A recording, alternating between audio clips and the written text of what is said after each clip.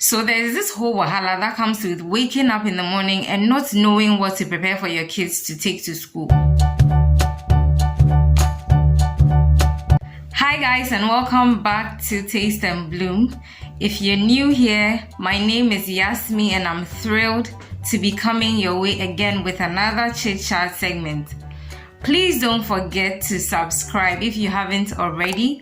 If you keep coming here and you haven't subscribed, why haven't you joined this amazing family? Please do. And if you're a returning subscriber, I am so thankful to have you back here on my channel. Today we are talking about meal prepping and planning for our kids in school. So by that I mean how to put together a meal plan or prepare for your kids who are going to school. So I'm going to give us a few pointers as to how to make this process easy, because I know how confusing, tiring, daunting the process can be.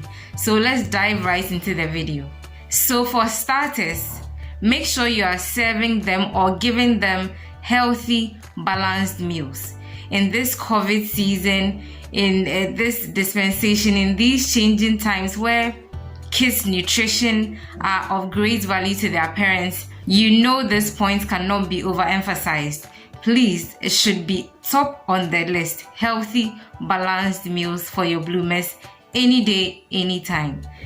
Also, when it comes to meal planning and prepping for your kids going to school, by way of ingredients, consider available ingredients in your fridge, for example, or at home. For example, if you are trying to figure out what to give your kids to school the next week, what you can do is to open up your fridge or look into your kitchen or your pantry or storeroom and then identify some of the foodstuffs that you have that you can use the following week. So for example, maybe I open my fridge and I find carrots, tomatoes, fish. Okay, so I would say, okay, let me make some vegetable fish stew for next week so they can take to school. That solves the problem. Don't overlook, for example, first of all, what's in your kitchen, what's available to you, and then go outside looking for meal plans. While we are all aware of how difficult it is at the moment to come by money, you might as well use up what you have anyway. So get into your fridge, your kitchen, and then use available ingredients. So if you've been following me for a while, you know I love to abuse seasonal ingredients. Okay, so as much as possible, coming to the third point, I would advise that you use seasonal foodstuffs. Okay, so for example, whatever foodstuffs are in season, as long as your kids will take them, please use them. And as much as possible, when foods are in season, when you go to the market, it's advisable that you buy them in bulk. But also bear in mind that whilst you are buying in bulk, make sure you know how to store them properly so you don't run into waste. So there's this whole wahala that comes with waking up in the morning and not knowing what to prepare for your kids to take to school. So one solution I would have here is that you plan ahead. Obviously, that's why we are here. So what you can do is that instead of waiting for Monday to prepare their foods to school, some of them you can prepare and then store in the fridge and only have to reheat whilst the week runs through. So if you feel like Saturdays are your less busy days, you can do your meal prepping on Saturdays. If you feel that Sundays work for you, that's also fine. But also during the week, what I've also noticed is that what I can do is that, for example, if we have jollof maybe on Wednesday evening, I'll plan that on Thursday afternoon, that is what I'll give the boys for lunch. So if there's any leftover from the jollof, I keep it in the fridge, and then on Thursday afternoon, I reheat it, and that's lunch. There's no waste, there's no wahala. So you can also try that as well. It is no problem if your children are eating leftovers.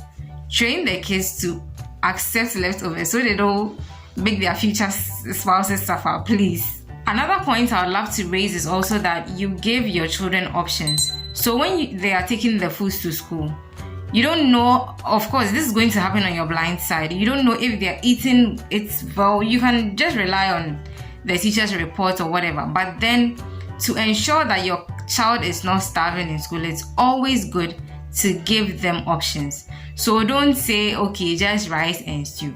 Add some fruits, add some nuts, so that if they are not in a mood to take the rice and stew, they have something else to feed on, if the school, of course, is not offering any other options to them. Another thing I would also add is that package their foods in small portions. I mean, they are kids, they are growing. Even as an adult, if I'm presented with food in a large portion, sometimes it puts me off. So as much as possible, for your child's lunch, you might want to look at packaging the foods in small portions. I mean, their hands are little, so just make it easy for them to feed and enjoy their meal times while they are still in school. So another advice I would have for us as parents is that whatever you are packaging for your child to send to school, make sure it is something that they love to eat at home. Don't make the teachers go through that struggle of convincing your child to eat their food.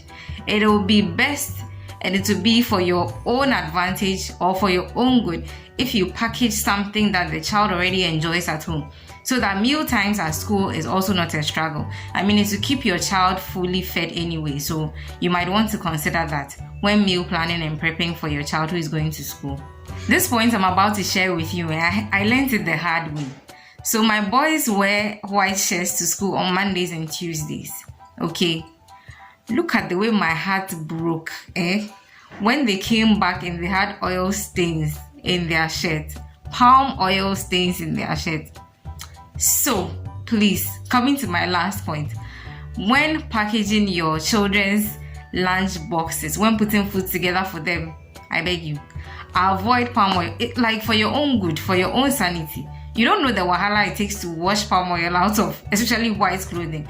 So you might want to consider avoiding those foods that stain clothes easily. What comes to mind readily is palm oil. So please don't do okra soup or okra stew with palm oil. Like, avoid the contour with palm oil, please, when they're going to school. As much as possible, if you can use vegetable oil as an option, please do. If not, let's go the oilless. Is that how they even say it? Let's go the oilless, the no oil way. Okay, if you want to make okra soup or stew for your child, okay, without using palm oil, I have a recipe on the channel. I'll leave a link in the description box so you can go check it out and swap that palm oil okra soup for that recipe, and then you're good to go with your banku if that's what your child enjoys.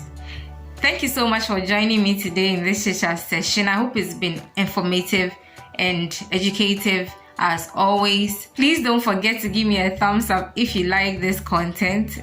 I promise to be giving you more of such juicy content in the future. So as much as possible, share this video and let's keep the family growing, so I am also encouraged to do more, okay?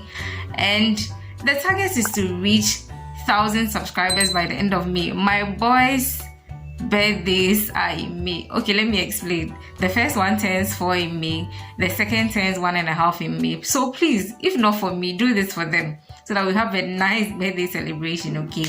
Let's hit 1K by the end of May. I am so grateful for your support. Comment, like, share, everything. I can't do this without you. And until we meet again in another episode, keep blooming.